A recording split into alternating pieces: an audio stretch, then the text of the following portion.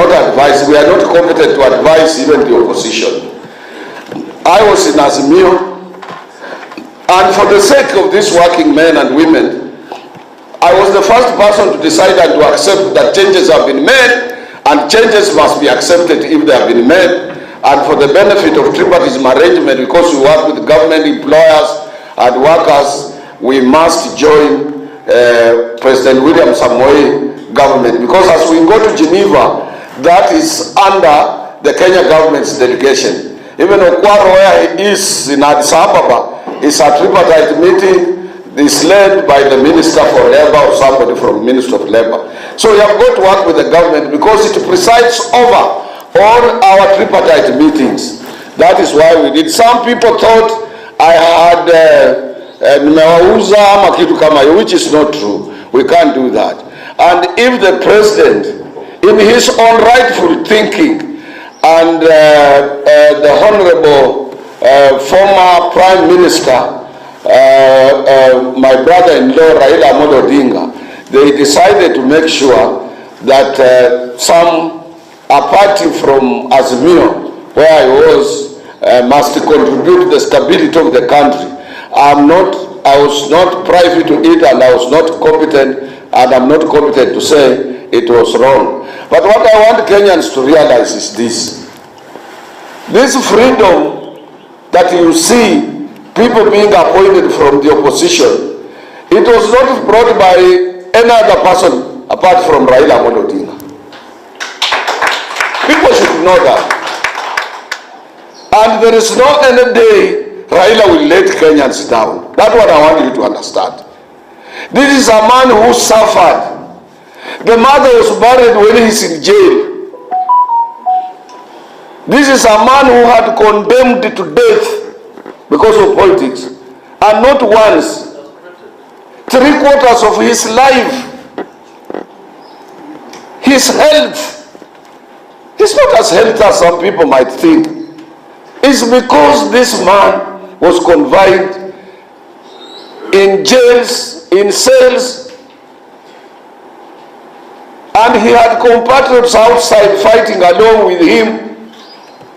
People like Joseph Martin Shikuku, who died a poor person, fighting for freedom. People like James Orengo, when he started, when he was in the university. The Five Sisters, if you can remember, those days. People fought, died. George Anyona is no longer there. People who fought for this freedom, you people, you are enjoying. People died, literally. People like Mama Rees, who fought for this independence.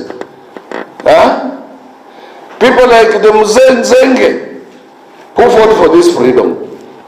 So that you can be able to choose to get into government, and nobody can say you can't work in government.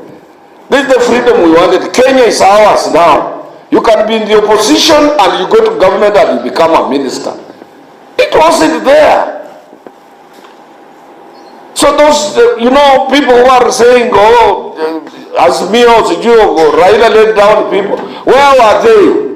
Some of them, when I read their messages, they were academicians. They were earning from the university, agitating from anywhere else. They were enjoying with their wives. When Raila Amollo Odinga was under bars. When he was castrated. Yeah, when he was going under a lot of pressure and problems. So what we are trying to say is, let this country be the way it is. Give the president freedom to choose anybody he wants to be with, comfortable in the government, so long as there is stability in our country.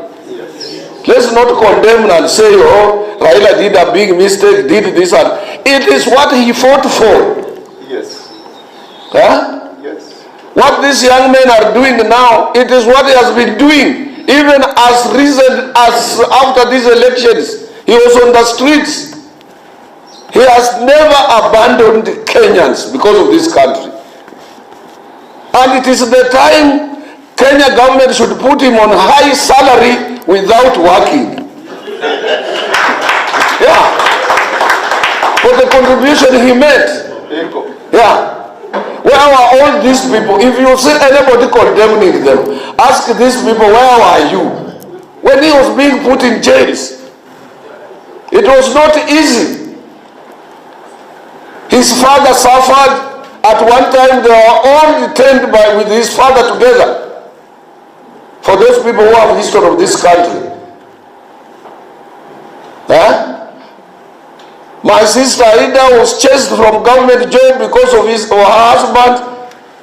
Everybody, that family has suffered. Until late, for those people who know that Raila's son was going to be an MP for Kisumu. Fidel. Nobody can tell us how Fidel died. This man. Your son you love dying. And nobody explains to you somebody who was alive. He greeted me on that day. I met him. The boy. Pale tunakula samaki huko Nairobi. And the following day I'm told the boy is dead. And the family doesn't talk. Who has undergone that? These other passengers who want to blame him, oh, you are doing this and that. Look at the qualities of people who have been appointed in government. Yeah? What I was pleading with the president, that some slots now should be for the youths. That's what I was saying. But for the opposition working in the government, there is nothing wrong. These people are competent. All of them, those people who are appointed. And that is the government we need. Not government with a fixed mind. The fixed mind to detour under new constitution. Yes. Yeah? Freedom of choice is what this man suffered for. And now you can choose to work with Ruto, you can choose to work with whoever, Kalonzo Musyoka and so on. But you should not apportion a blame to anybody else. That's what it calls freedom of association, freedom of choice, freedom of choosing. Shame, son.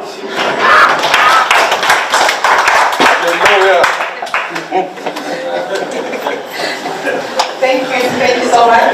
So I think it's now time